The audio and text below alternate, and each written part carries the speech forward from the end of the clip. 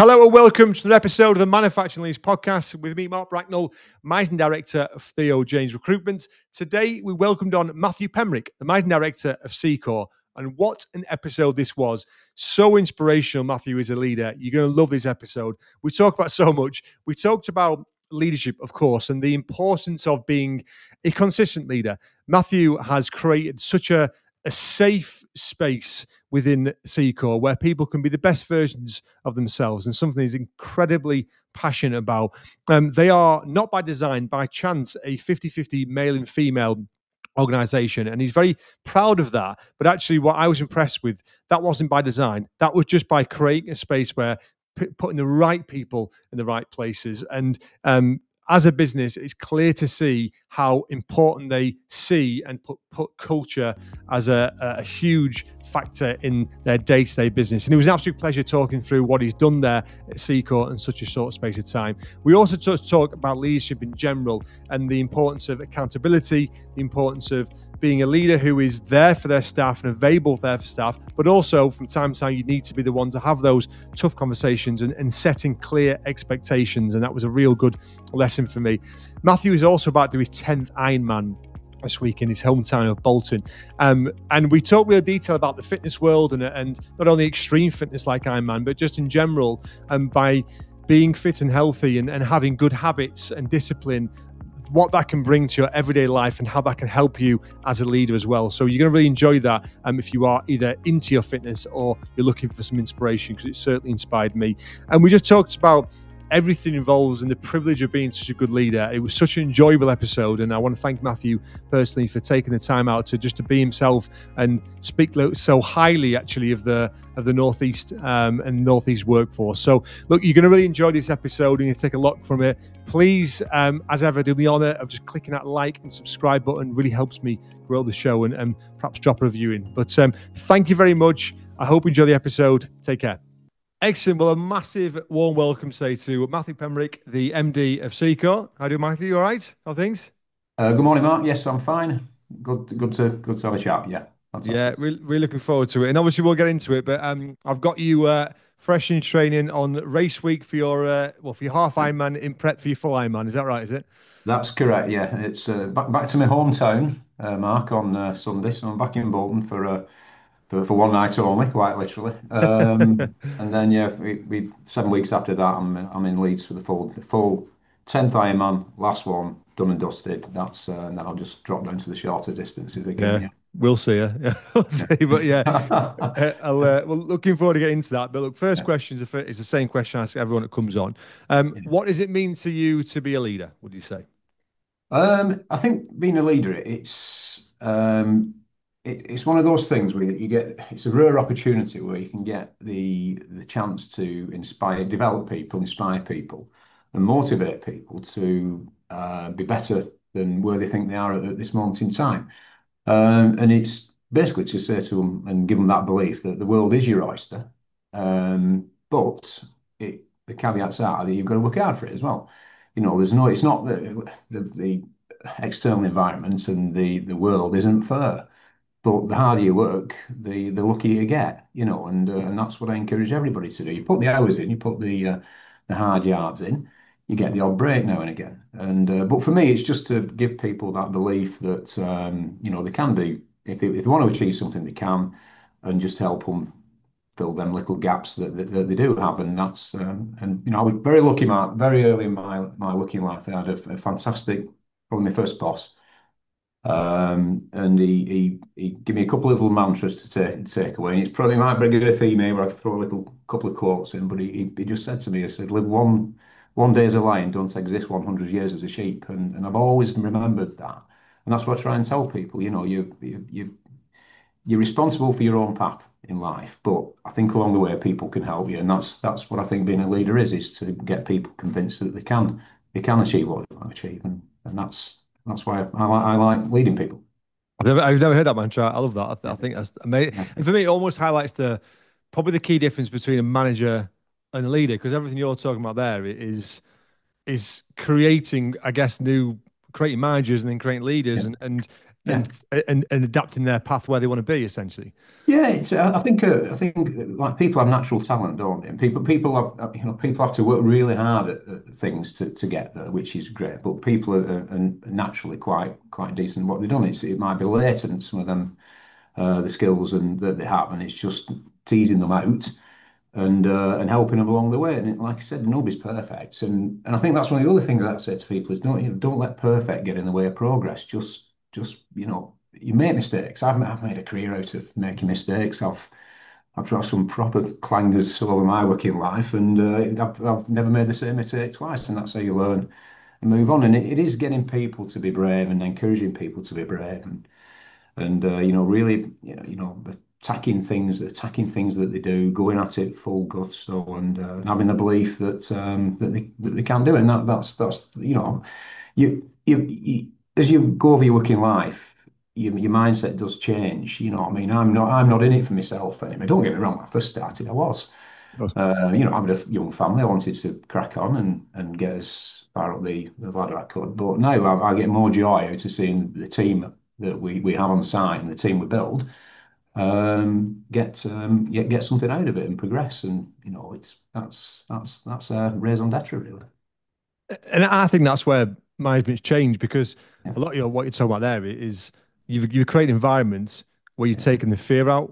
Because I yeah, think for many years, there were probably some amazing people there who could have gone to do yeah. some great things, but were stuck because the management didn't give them the autonomy or they were It's, fearful of making mistakes. Have you yeah. have you have you seen that change over time? What do you say? Yeah, absolutely. I mean, when I first, I think it depends on the company you work for. I mean, I'm really the organisation I work for now, Cicor, are absolutely fantastic. They're Swiss owned, and with our site in Hartlepool, they've been absolutely fantastic. It's been a game changer for this site.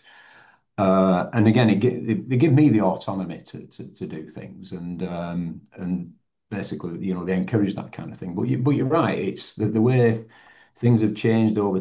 I'm very lucky with the company, but I've worked for some organisations where, and you can see it happening. People are like throwing people under the bus to cover up mistakes, or there's that big turret swinging round, and as long as you duck below the parapet, it'll focus on somebody else, and it's not a team. It's basically a group of talented individuals who are battling one another to make sure that they survive. And that's not what it is. It's not about survival. It's about being the best at what you can do, and having an effective team, being allowed to, and having a workplace that's free from fear, uh, and driving in the same direction where you're not scared of making mistakes. And if somebody does, you get a problem solving unit together and you work on as a team to put it right, and as long as you don't bankrupt the business, I encourage people to make the odd mistake now and again.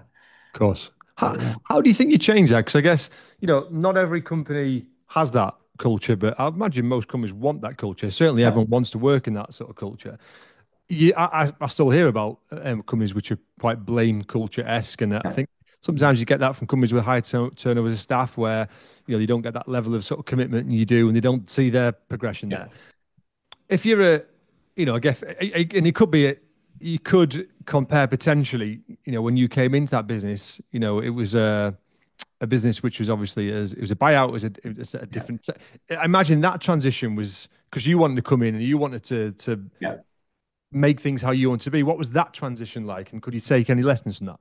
Yeah, yeah, and I was quite lucky when I was because when Secor bought the business from the TT Electronics as it Yeah. was, so I was actually effectively hired by TT Electronics. Then I worked a 6 month notice period, and during that time, Secor bought the company, and so I've only ever known it as Secor. But you can see without wanting to speak poorly of the previous owners, it'd been run down. I mean, it'd been neglected. The people didn't feel part of something. They didn't feel loved. They didn't feel as though there was something great going to happen. In fairness, the person who was there was an interim MD in before me, who's actually an ex-colleague, believe it or not, and he did a fantastic job of getting the culture right.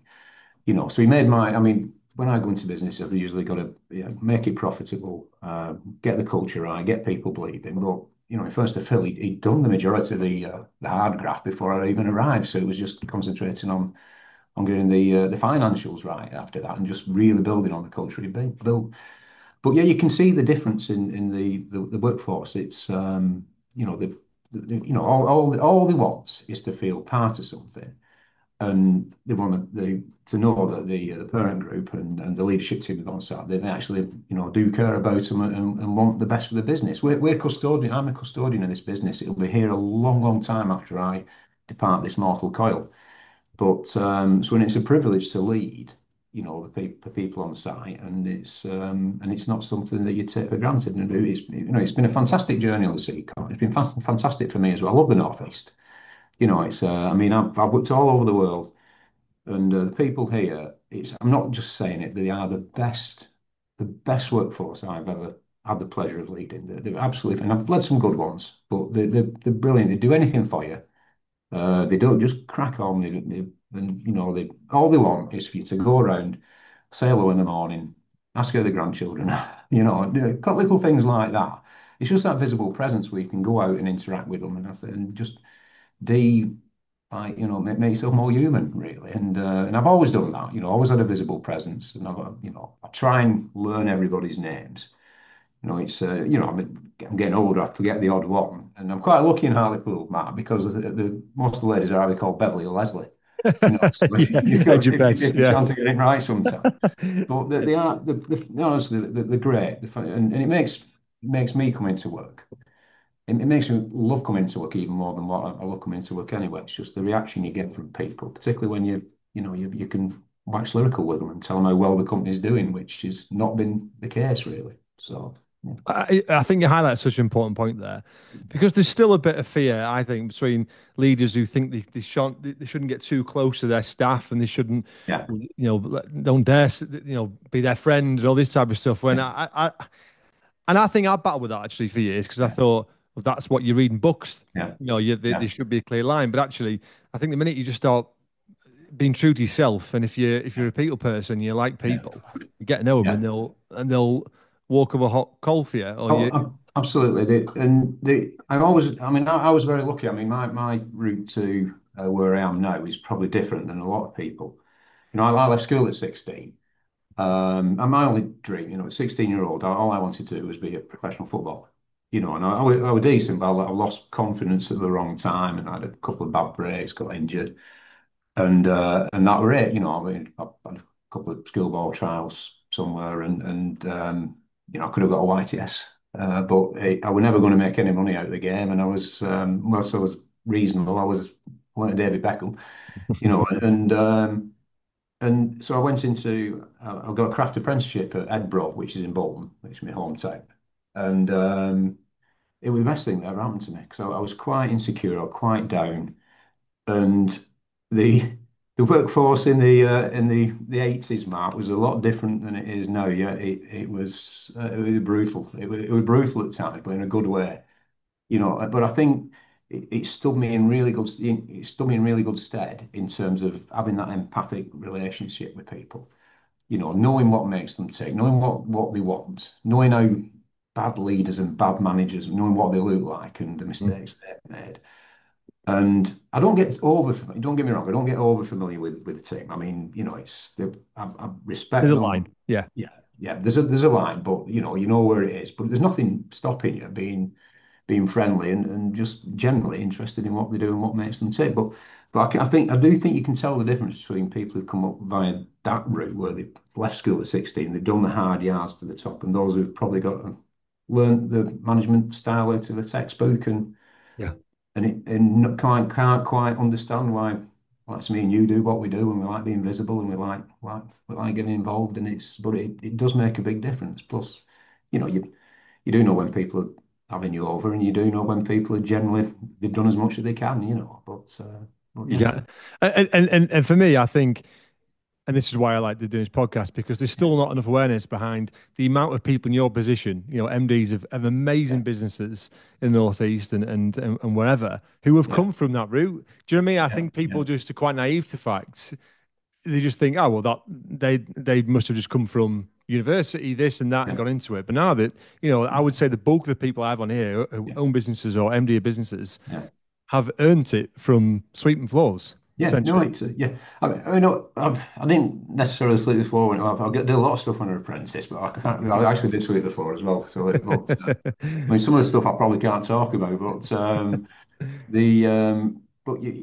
you're right, and it's just how you adapt certain things, and you learn all the time, and I left. Let's say I left school with I had a couple of I call them neurological problems. I got dysgraphia, which is I can't write.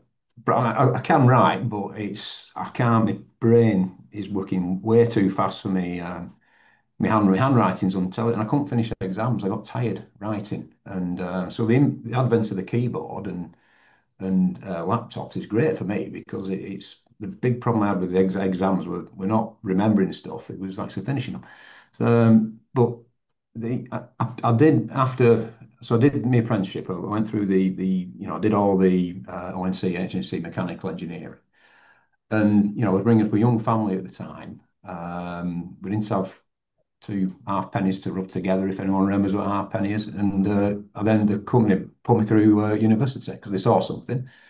And I went and got a degree. And that's like the door opener, if you like, to all the other things that happened. But there again, I work in 8 till 5, and then six till 9, 3 days a week are at university. So Monday, Wednesday, Friday, I'll bring up a young family, and I was studying for 9 hours a week as well. And that's how you've got to do it, haven't you? If Oh, you want sure. to.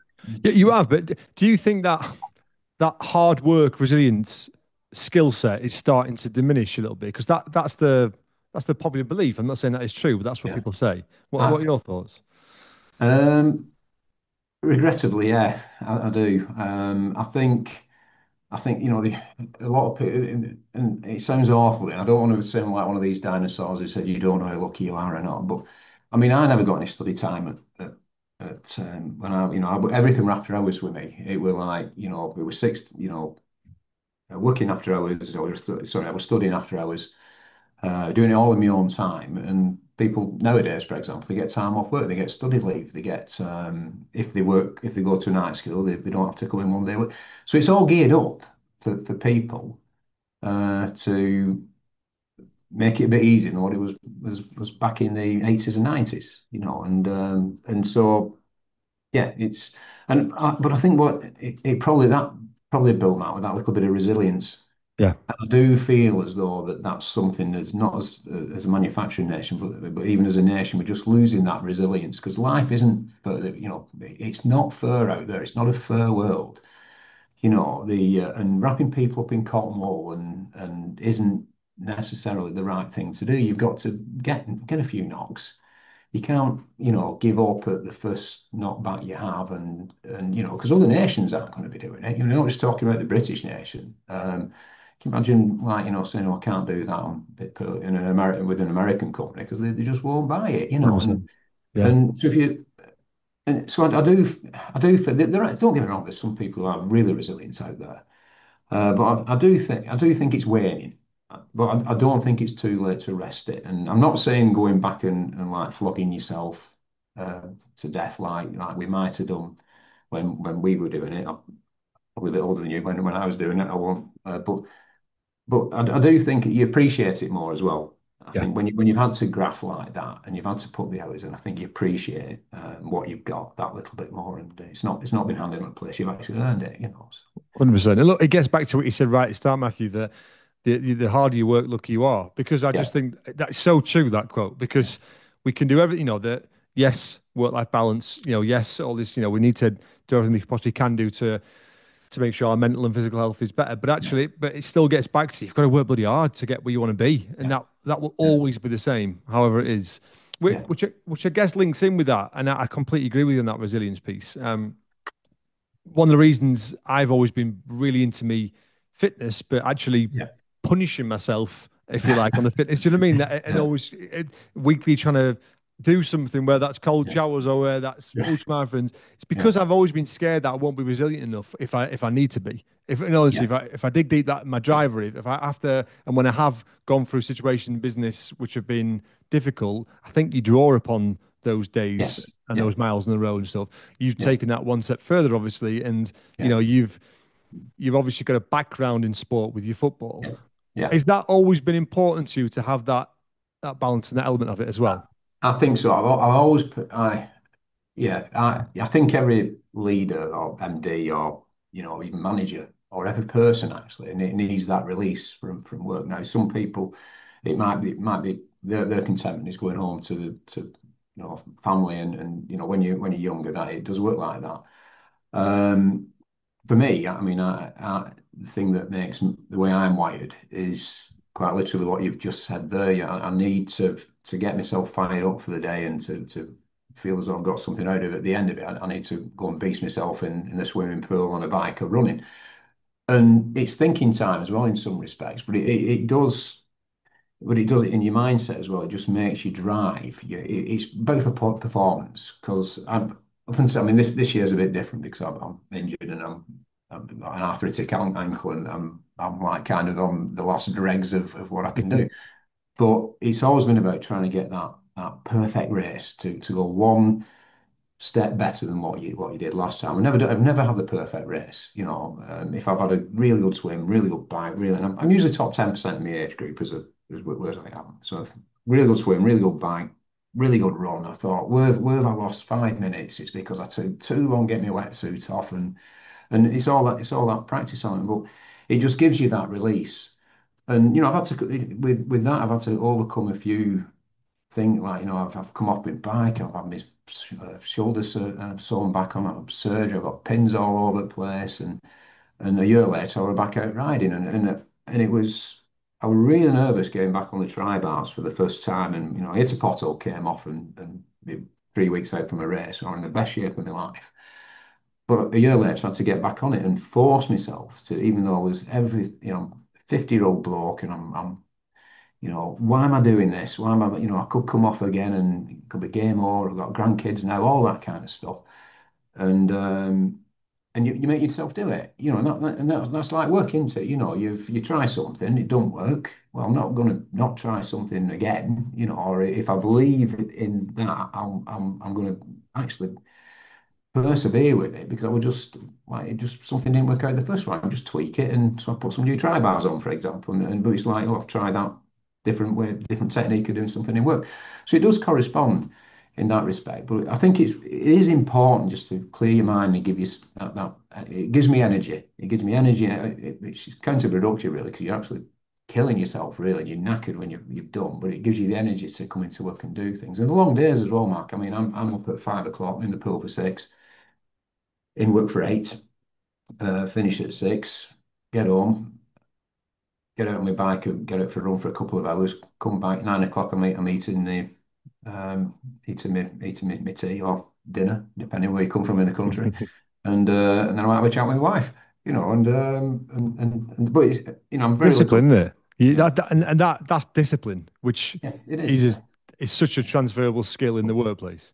Yeah, but if you want to be the best at what you can, if you want to make the best of yourself, and I'm never going to like get a podium or win a race, but I will beat my times, and it's that mindset. And Yeah, you're right, it's about the discipline of being able to see something through, and that's the same with work, and and I've got loads of people helping me as well. So my wife's incredibly patient.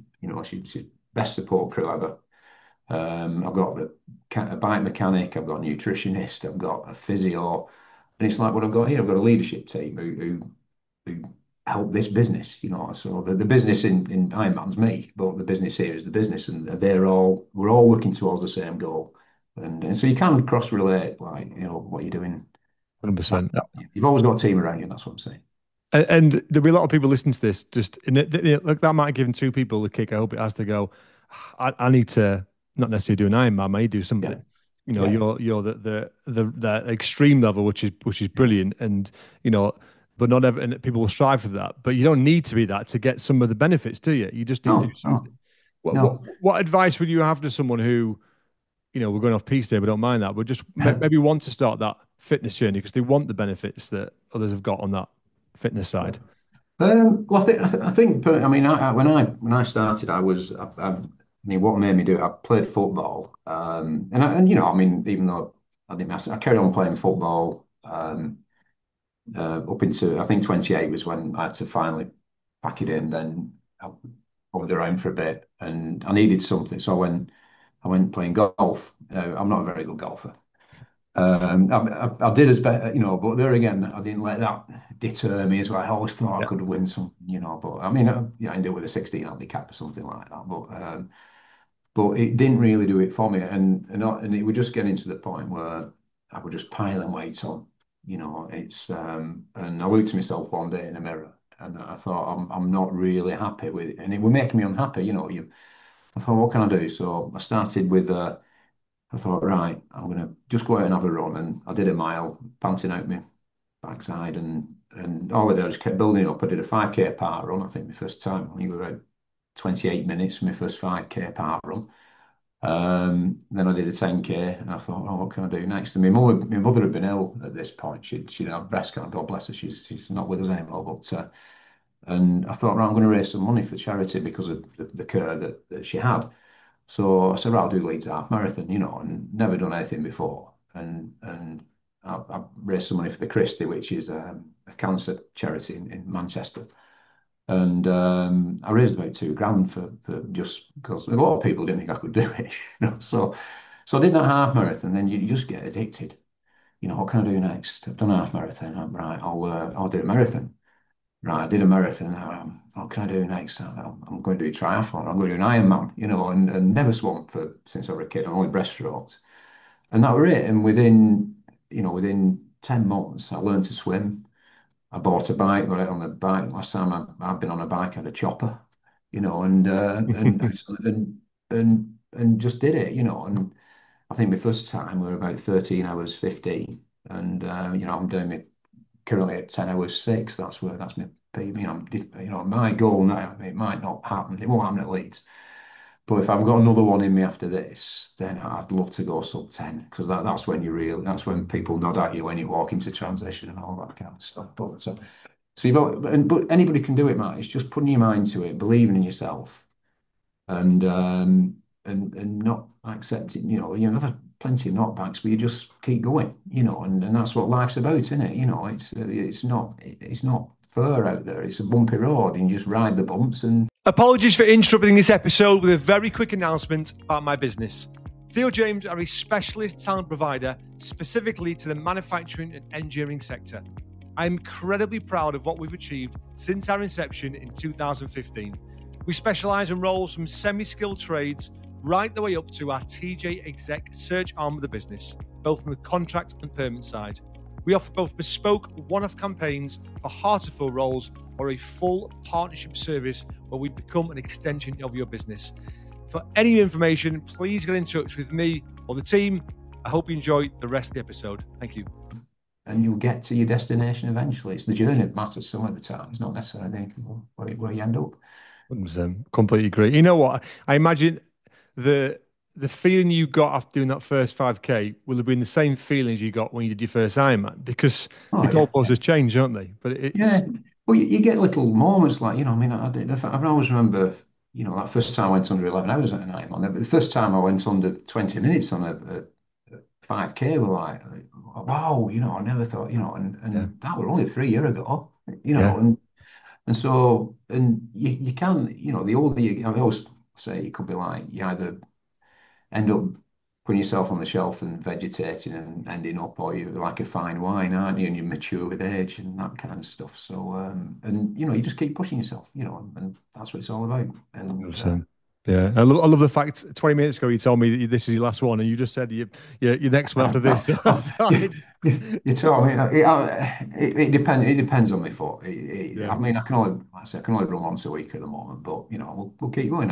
it's because they're So, inbuilt habits, you know what I mean? They're yeah, 100% they're inbuilt habits, and I'm exactly the same. And I see my mental health dip if I'm injured or I can't do yeah, something, and absolutely. you But know, it is I did have a break once for a minute. I always remember one of my bosses, he was actually a British guy, we're based in the States, and I'd just done Ironman Italy, I think it was 2019.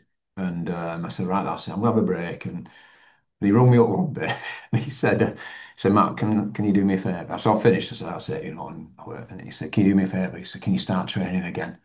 He said, you've been a pain in the backside for everybody over here since you stopped. We just start training again. You've got yeah, edgy, and yeah. all right, People, I'll get back on yeah. it. It's it because it changes a person. You know, Yeah, in a good way. Obviously, when you're doing yeah, it, so I completely agree. And thank you for that. 'Cause a lot of people take loads of inspiration for that.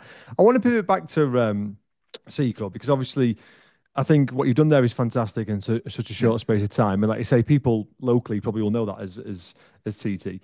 yeah. What are you most proud of, would you say, out of all the things you've done and implemented any change there? What are you most proud of if you think about that as a business in terms of what you've done? The Seacor. Yeah. Yeah, I think the big thing we've really homed in on this year is we've I mean what I picked up on in the northeast, like community, and that community spirit is everything, and it's lovely, it's there's a warmth there, and we've done a lot more with in terms of trying to get involved with the community, and for instance, we sponsor two football teams now. We do an over 60s walking team, and we do the Hartlepool schoolboys, the Nice. young teams. But we just the Scene Crew Cricket Club, which is just down the road, which they're looking for sponsors. It's right on our doorstep, so we sponsored them just to try and support them. But we do other things as well. We donated a load of lockers to Catamall. It's like a special needs unit down the road. So we give them all these lockers. And we do the veterans food bank collections. We do a lot for Alice House. We've do a lot for a lot of people in the area, and I think we've had one of our young guys on site had an unfortunate accident which left him um, not able to walk, and his positivity has been fantastic. Honestly, he's inspired the whole workforce with the ways that he's tackled it. I think the whole workplace got behind him as well, and but that were nice. And I think we give people so all that stuff we do for the community, and getting our name out there is something we've built on. But I think just with how we're developing people internally as well, with there's everybody's got a chance here. There's no favourites.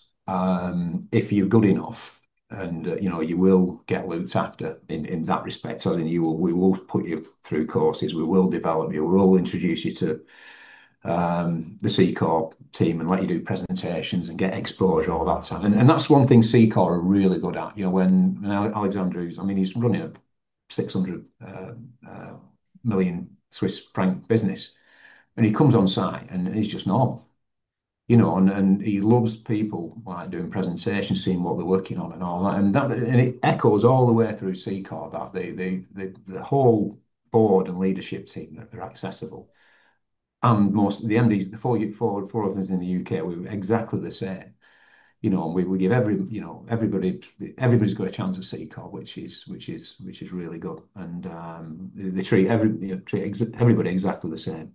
And you get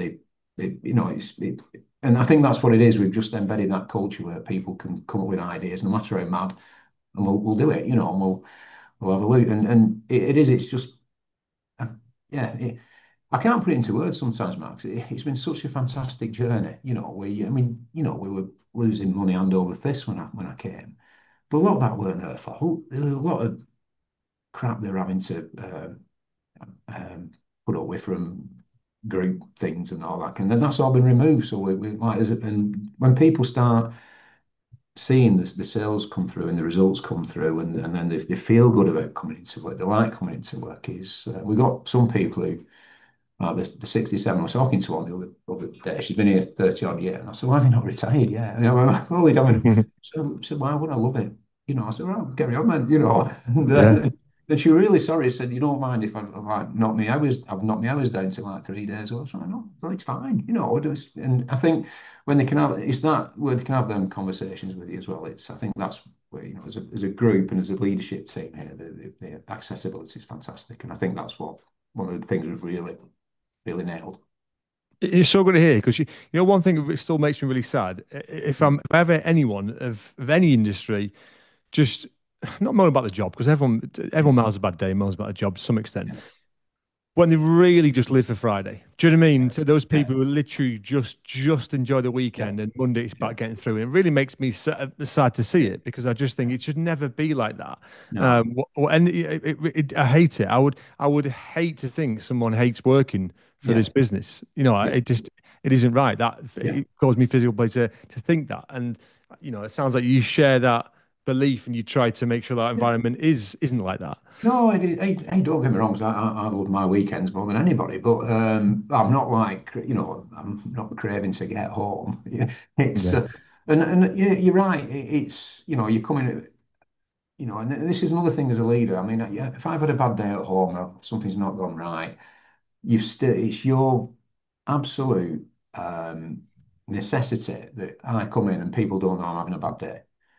I come in, I would be exactly the same. I might have gone kick the cat, I might have thrown my bike across the road, I might have brought the Hoover because it's not working, and but it's essential when I come in, I'm positive. I have the same positivity on Monday to Friday, no matter what's happening. That's something that I've learned over time is that because people react.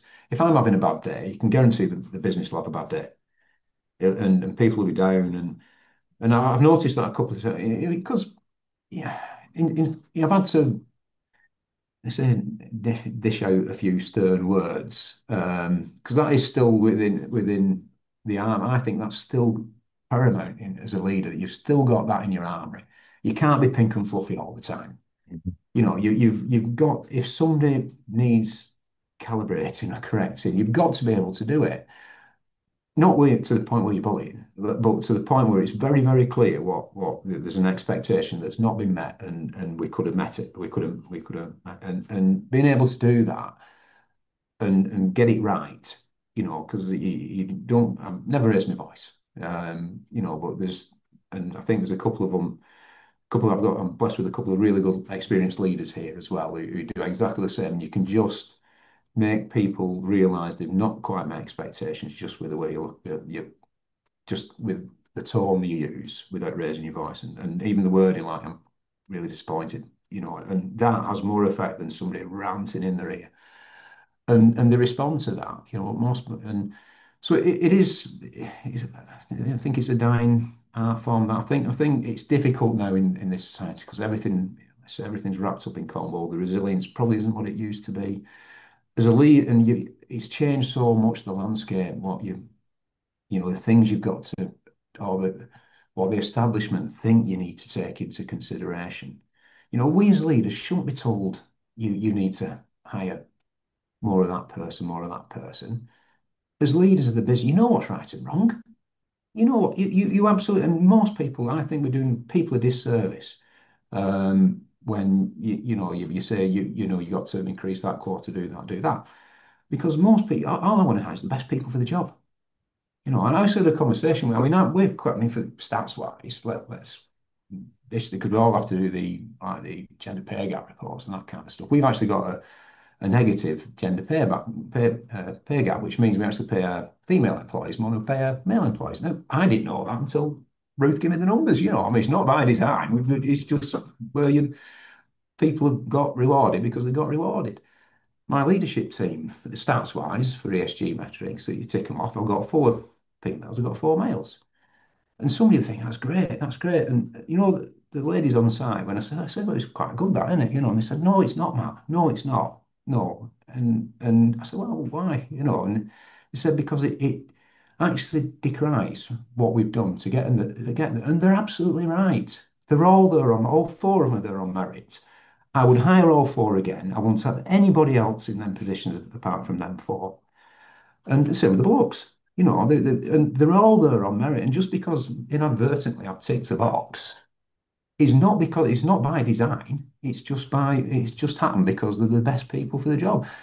And I think that's really, and like I say, I think most business leaders actually get it. We don't need telling to do that. We know what's right we know what's legal, moral, and ethical, and that's all you follow.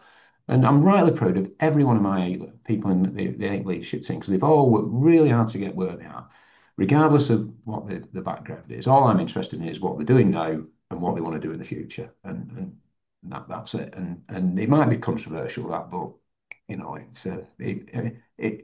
was weird when I was talking to him and I was just like, really, I really want to champion this. And he said, no, don't. We just want to get on. And it's brilliant. It was so refreshing to hear because I know there's other organisations where it's people lose out. And 100%.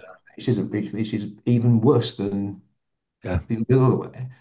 We've all been, I mean, I went having a role once, Mark, where I went down to talk about this role, and they said, "Oh, I want to send you off, and what's important is you've got to learn some language skills." So I think, "Oh, great! Like it's and I'm reasonably fluent in French, spattering of Italian, and I'm thinking, great, what?" And then when I said, "No, we want to send you to elocution lessons to get rid of your northern accent." So I thought, "You're The joking, BBC.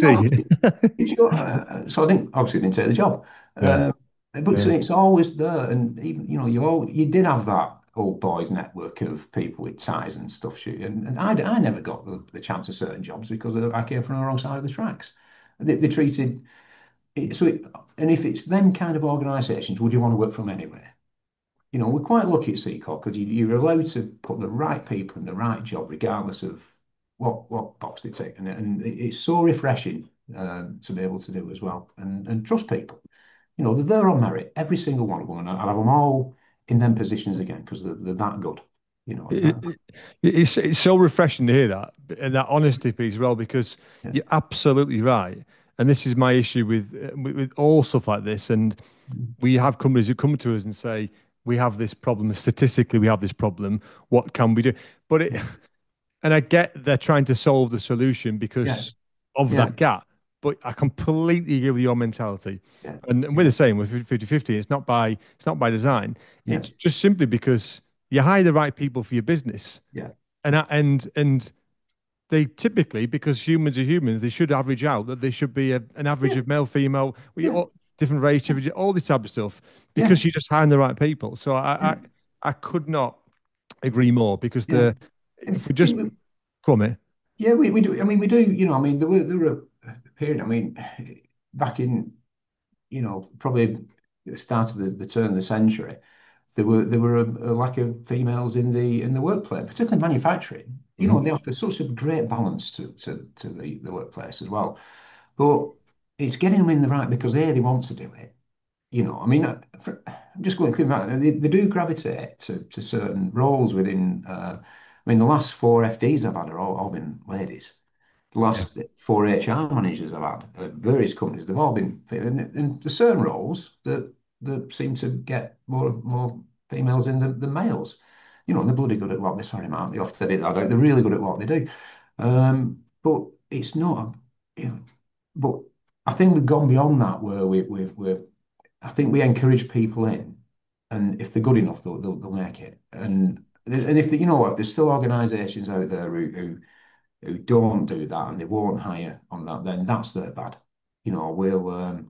We'll that's I wouldn't want them to go and work for. I wouldn't want my daughters or my granddaughter to go and work for that kind of organisation. I'd rather them come to somewhere where they're going to get on because they're the best at what they do, and I think that's what the majority of people want, regardless of yeah, and this is my hope because I think there's more.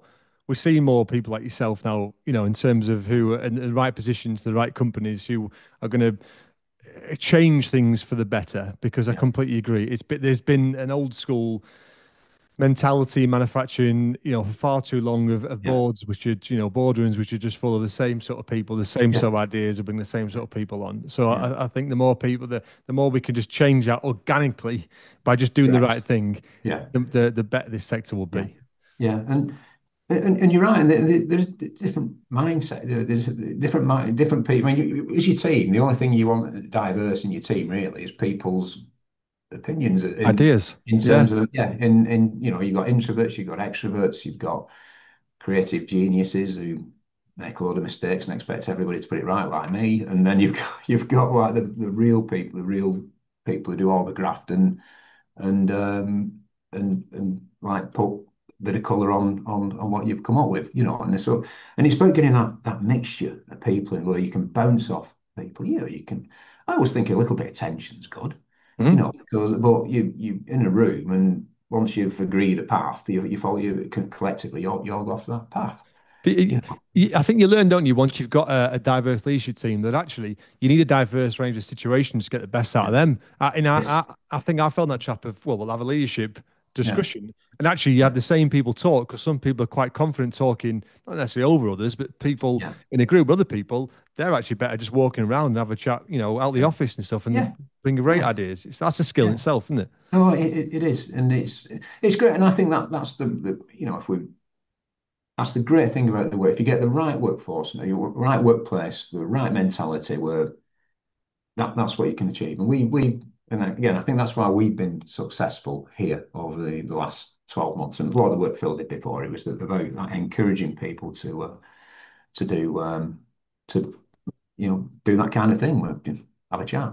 I mean, there's so one of the things, just probably digressing a little bit here, but one of the things that does worry me, apart from the resilience, is particularly the Gen Zs now, is just the lack of social skill, basic soft skills. Mm. We've had a few instances, and we're trying to, it's like keyboard warriors, isn't it? There's an email, everything, and like you're just reading this email trail, and I'm like, eventually just say, look, just stop, just all come to my office, Hmm. just come up, let's have a chat. Yep. But, and they're like quivering, right? Because they're not used to that little bit of like talking, Yeah. picking the phone up and having a conversation with somebody. And I think that it's a shame, really. That's society. It's not just the workplace. It's just society in general, where it's so easy to put things online and it's a bit misunderstood, and then it's and I always people put themselves you put an opinion up. I think there's a free freedom of speech to debate it. Yeah. Yeah. And yeah, so that's one thing I've noticed as well, and it's just trying to get people to pick the phone up, go and have a conversation, go and have a coffee. 100%. Yeah, tell them what your problem is, and you know what, you'll soon find you sorted out. And Couldn't, it's I just couldn't, I yeah, couldn't agree more. The situations that when I've had my staff come and say, "Is this email? I've got an issue with this client. I've just written this email. Look, okay." No, yeah, give him a call, go and see him. Because yeah, actually, if yeah, I was reading that yeah, email, I think it sounds a little bit arsey, actually, but you're yeah, not mean to be arsey. Do you know what I mean? Because they yeah, can yeah. misconstrue things. Yeah. It's Hey, Mark, difficult. I've done the same as when email first came out. When the ability of the internet and everything first came out, and you're all email, and I noticed I was a lot more aggressive on, and so I've had to, Safer. yeah, yeah, and I've had Yeah. to, say, well, no, that's not the way to do it, and you read it back, you thought, oh, no, why did I say that, Yeah. and then I'm not going to say I'm entirely flawless. I might react and do things now, but you at least I recognise it. I thought, "Oh, I shouldn't have done that." Yeah. And Yeah. It's getting back there. So it's like people on road rage in a car. Those sort of people who will beat behind yeah, a wheel. Actually, normally particularly nice people, but yeah, when there's that barrier there, you change. yeah, yeah. I completely agree. If you could, and the last sort of question, just out, I'm just keen on your thoughts on this. And this is a bit of a holistic one, but if you could, I guess, waiver with all the issues, challenges, and all stuff going on in manufacturing, if you could wave a magic wand now to positively change the industry, what Yeah. would you do? What would you do? Kind of release the fish moments, as one of my team would say. I'd just wear the magic wand. I wish we could just have a reset, where people didn't think the worst of people, that they were doing things for the wrong reasons. That you had to do something to satisfy someone, where you could actually, we could just get back to that, just general fairness. Everything's based on merit. Everybody gets the same chances. I wish that we still had a manufacturing industry in this country. I mean, I was around when I think manufacturing was about 24% of the workforce, and we're down to I think in single digits now, aren't we? I Yes. suspect. But I wish we produced. I wish we could make. I wish we made something again. And as a nation, not just as where we, because we are. I mean, all the great innovations in the manufacturing world and the industrial world have actually come from the UK. A lot of them actually came from Bolton, believe it or not. Mhm. It was Samuel Crompton, the father. I mean, he was a Boltonian. It's and it's that I wish we were the pinnacle of that again, and because we've got a fantastic workforce in the UK. We've got about I mean, it's particularly in the northeast as well. With all the industry that's gone here and people, and we never have any trouble filling jobs, and that's because of that's a situation that's happened because of the decline in the manufacturing industry, and which is a shame. And I think that people of this area deserve a lot better because they really are the salt of the earth. And I just wish we still had that. We built something, we made something. And I know they're doing a lot of stuff with the defence industry now, where they're increasing in GDP, the GDP, sorry, the 3.5% of GDP into what they, but that'll go to waste. If they carry on doing it the way they're doing, this is government spending and Mhm. procurement spending. They'll use the same monopoly of suppliers that they use Mhm. who aren't efficient. They're great engineers, but they're technically not. They've got all the kit in the world. I mean, without naming any names, but they've got all the kit in the world. They've got like expensive £2 million machines that cut metal, which could run lights out, and you could have two people running an entire bank of 24. But because of like the trade union agreements, they've got one man on or one person on each machine, just watching Netflix all night, and that's how you get more out of the spend you've got. Yeah. And it's we just need a reset, and just to realize what we're really good at and get back to making things. And I think that if I had a magic wand, that's what I'd do. And Yeah. I just wish we still had an industry that we're not reliant on other people. We're self-sufficient as a nation, and I think that's what Yeah, I couldn't agree more, mate. I couldn't agree. And just very finally, what's the next 12 to 18 months looking like at Seco? What's on the agenda? It's been a tough start actually, Mark, for the year. I mean, it's across the industry we're in, which is obviously the manufacturer of PCBAs. I think overall the global outlook's been between 5 and 7% down. But we've supplied to a couple of one of the automotive, excuse me, one of the automotive customers in the area who it's in the press. It's volumes are a little bit low on that, so it's been tough going for the first 6 months. But we used that time not to mope around and say, all right, well, revenue's down a little bit. We actually put in the improvements, and if we were in this situation last year, for example, we were losing money, whereas effectively now if revenue being £1.5 million down, we're actually breaking even. Mhm. The revenue's coming in the second half of the year. And so the next 6 months are looking really, really good. Actually, Nice. we've got full order books for the rest of the year, and we've got a diverse portfolio of customers now as well. So it is beginning. You're seeing signs of it. It is beginning to pick up a little bit as well. Yeah, So yeah, and that's exciting because you've just picked on that diversity piece. Well, that's why I still love this industry because I've seen yeah, so many companies pivot and be agile and go, that traditional revenue stream is a little bit down, it'll come back up. But what can we do? And I think this is why we'll come out of it better. yeah, and I think you're right. And I think the important thing is when you do have these low moments, or when you don't react and then start cutting your cloth you actually think, well, what's the future going to be like? I mean, I've run a business during COVID. I mean, COVID were an absolute. If you're on things as leaders that they never prepare you for, Oh, that yes. was one of. I mean, like, how do you deal with a pandemic? I mean, I was acute because I was quite lucky as I was. So we worked for a company that made parts for the defence industry. So we were in, and Hmm. that first few couple of weeks, it was like I were a murderer. They were being accused of being a murderer. They were like, "Why can't we work from home?" And I Hmm. said, "Well, you can't. you know, and what I did as well, I made sure I was on site every single day. I do know some business leaders who they expected the manufacturing team to turn up and then work from home. You can't do that. You've got to lead by example. And it's them kind of things that make you different. But it just gives you a different set of skills and how to deal with things. But if you can handle that, and then you can't handle anything. It's just, but during that time, coming back to the original point, digressively, coming back to the point, I kept the apprenticeship scheme going. So everyone was like cutting. I said, no, we will continue to take apprentices on because we will have a part. We will come out of this. And you know what? I'm an ex-apprentice, so I'm deeply passionate about apprenticeship scheme. I think it's the best thing that's ever happened to me. It's a great, whichever government's been in has always championed apprenticeships over the last years, and it's a fantastic way to learn as well because you can earn and learn at the same time. But it does put you through that path, and I just feel as though if you can get people onto apprenticeships, we will do. So we've got, I think we'll start about 4 this year. But back then in COVID, I kept that scheme going over the 2 years. I said, we are not stopping that apprenticeship scheme. And everyone, so how do we interview? We'll do Teams calls. We'll figure out a way. Yeah. Do it. And we didn't. You know what? They're all flourishing now, and they got them breaks back then that they won't do back now. So if we hadn't done it, you just sort of another load of young people with no career to look forward to.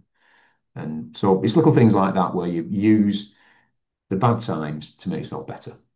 100%. Look, thank you so much, Jason. There's so many lessons in this episode, and I've loved it because look, you are, I hope you don't mind me saying, a proper inspirational leader, and I mean that because I think what's highlighted to me is the importance of being a leader, because with people you've got to lead from the front. You've got to, and I really, really like what you said about that consistency of mood, consistency every day, despite what's happening, because people do look to us daily to see how we're dealing with things. Yeah. And I think the analogies from the fitness and the resilience piece is so true, because it even correlates to exactly what you're talking about there, where things like COVID happen, which completely changed the game.